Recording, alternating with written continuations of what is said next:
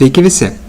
Prieš pradėdami daryti užduotis, pabandykime prisiminti įvairias gynybos taktikas ir mechanizmus iš ankstesnės pamokos. Prisiminkime, kokie yra dažniausiai naudojami šablonai, kuriuos naudoja apgavikai, siekdami išvilioti pinigus. Pradėkime nuo vieno populiariausių šablonų, tai netikros sąskaitos faktūros šablonas. Kaip ir daugelis kitų phishingo atakų, ši apgavystė remiasi baimės ir padidintos skubos jausmo sukėlimu. Laiško tekstas sukelia psichologinį spaudimą ir jo siuntėjas tikisi, kad jūs susimokėsite už prekes ar paslaugas, kurių net neužsakinėjate. Kitas, ypač gerai žinomas apgavystės šablonas, yra avansinio pavedimo prašymas. Lietuvoje jis geriau žinomas kaip Nigerijos princo apgavystė. Dažniausiai šiuose laiškuose siuntėjas apsimeta užsieniečių, kuris paveldėjo didelę sumą pinigų, bet tam, kad jie gautų, jam reikia sumokėti avansą, kuriam jis neturi pakankamai lėšų ir todėl prašo pagalbos. Mainais už sumokėtą avansą jums yra žadama didelė dalis palikimo. Kitas, užsienyje ypač paplitęs šablonas, yra PayPal apgavystė. Šiuose laiškuose dažnai teigiama, jog atsirado nenumatytų problemų su jūsų sąskaita ir yra prašoma paspausti laiške esančią nuorodą, kad ją sutvarkytumėte. Atsidarius naujam langui, jame prašoma patvirtinti savo banko sąskaitos duomenis, kurie patenka tiesiai nusikaltėliui į rankas. Dar vienas šablonas, kuris aktualus žmonėms dirbantiems didelėse įmonėse, yra apsimetimas žmogiškųjų išteklių personalo darbuotojais. Šiuose laiškuose gali būti teigiama, kad nuo tam tikro laikotarpio jums bus padidintas atlyginimas, o norėdami sužinoti detalesnę informaciją, turite paspausti žemiau esančią nuorodą. Paspaudus ant šios nuorodos į jūsų įrenginį yra įdiegiamas kenkėjiškas kodas. Aptarkime ir kitus šablonus, kurie yra susiję su programų paskyromis. Vienas dažnesnių tokio tipo šablonų yra elektroninio pašto atnaujinimo apgavystė. Gaunamas laiškas, kuriame teigiama, kad jūsų elektroninio pašto paskyra bus ištrinta, jei skubiai pakartotinai neaktyvuosite paskyros paspaudančios nuorodos. Laiškas gali būti suformatuotas taip, kad atrodytų, tarsi būtų atsiųstas iš patikimų įmonių, tokių kaip Microsoft arba Google. Kitas itin didelio pasiekimo sulaukęs šablonas yra Google Docs apgavystė. Šis šablonas yra ypač suktas, nes gali atrodyti, jog gavote laišką iš pažįstamo žmogaus. Laiško viduje yra mygtukas, kurį paspaudę, manote, jog atsidarysite su jumis pasidarintą failą. Tuomet atsidaro naujas puslapis, kuris atrodo bene identiškai kaip tikras Gmail prisijungimo puslapis. Jame prašoma pasirinkti savo paskyrą, su kuria norite prisijungti. O tai padarius, nusikaltėlis gauna pilną prieigą prie jūsų paskyros duomenų. Labai panašus apgaulės šablonas yra sukurtas Dropbox programai. Gaunamas laiškas, kuriame teigiama, kad failas, kuris buvo jums siunčiamas, yra per didelis ir gali būti atidarytas tik paspaudus šią nuorodą, kuri jūs nuves į naują puslapį, kuriame bus surinkta jūsų asmeninė informacija. Paskutinis šablonas, kurį aptarsime, yra susijęs su neįprastu prisijungimu. Gautame laiške teigiama, kad jūsų paskyroje pastebėta įtartina veikla.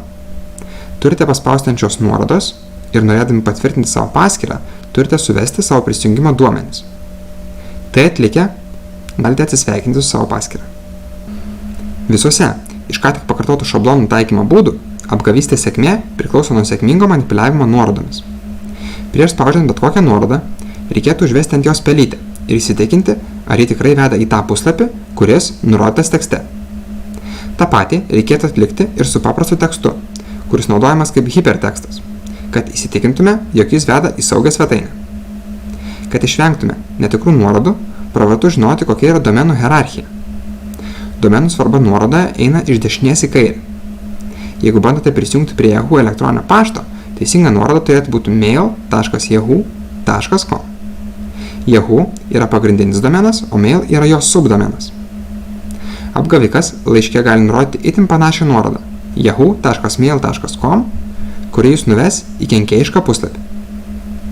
Nusikaltėliai dažnai perka domenus, kurie yra itin panašus į tikrų įmonių, tačiau turi sunkiai pastebimų rašybos klaidų. Pavyzdžiui, google.com su 2 L raidėm arba yahoo.com su 3 O vietoj 2. Labai panašus apgaulės metodas yra, kuomet kenkėjai naudoja domenų pavadinimus, kuriuose yra vizualiai panašus, tačiau skirtingi simboliai. Pavyzdžiui, Google nuorodoje vietoj paprastos O raidės naudojama O raidė su umliauto ženklu. Viską apibendrinant, aptarkime esminius dalykus, į kuriuos reikia atkreipti dėmesį. Visų pirma, ieškokite klaidinančios arba neteisingai pateiktos informacijos. Tai gali būti sumaišyta domenų ir subdomenų tvarka, rašybos klaidos, vizualiai panašūs simboliai nuorodose ir panašūs dalykai. Sukluskite, jei su jumis komunikuojama tokiamis frazėmis, kurios padidina skubos jausmą, sukelia stresą ar paniką. Dažnas duomenų viliojime pasitaikantis motyvas yra pažadas duoti itin gerą atlygį arba suteikti labai gerą pasiūlymą už neįtikėtinai mažą kainą. Jei atrodo per gerai, kad būtų tiesa, tikriausiai taip ir yra. Taip pat atkreipti dėmesį, jei jūsų prašo pateikti konfidencialią informaciją. Jokios patikimos organizacijos tokių prašymų neatlieka. Jei kyla abejonių, visuomet galima tiesiogiai susisiekti su įmonės kliento aptarnavimo skyriumi. Netikėtų laiku gauti laiškai taip pat gali signalizuoti apie bandymą pavogti duomenis. Jei gaunate laišką, kuriame pateikiama informacija apie siuntinį, kurio nepirkote, nespauskite jokių nuorodų ir neatidarinėkite jokių prisegtų failų. Galiausiai, saugokitės prisegtų failų, kurie turi įtartinus pavadinimus ir failo tipus. Būkite itin atsargus su exe failais. Galiausiai, prisiminkime keletą universalių apsaugos priemonių, kurios gali padėti tuo atveju, jei nesate labai budrus. Kaip jau anksčiau aptarėme, kelių dalių autentifikavimas yra puikus būdas norint išlaikyti savo duomenis saugius.